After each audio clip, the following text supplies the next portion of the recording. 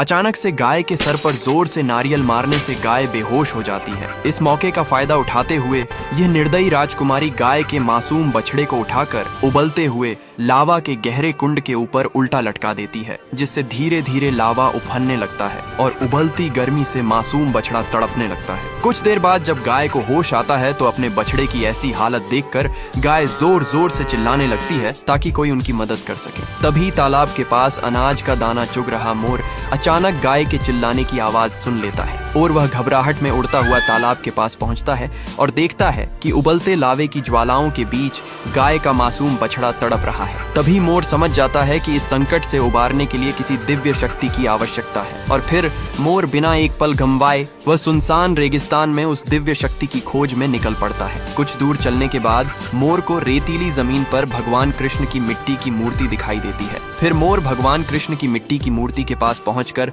शांत भाव से बैठ जाता है और श्रद्धा से कृष्ण नाम का जाप करने लगता है। कुछ समय बाद बांसुरी की मधुर धुन के साथ भगवान कृष्ण प्रकट होते हैं और जब मोर भगवान कृष्ण को सारी बात बताता है तो वे बिना विलंब किए गाय के मासूम बछड़े के पास पहुंच जाते हैं। फिर भगवान कृष्ण सुदर्शन चक्र का आह्वान करते हैं और अगले ही पल सुदर्शन चक्र की दिव्य ऊर्जा लावा के उफनते कुंड को शांत कर देती है और मासूम बछड़े की जान बच जाती है। फिर गाय और उसका बछड़ा खुशी से नाचने लगते हैं, लेकिन फिर भी किसी ने भगवान कृष्ण की इस महान लीला को लायक नहीं किया।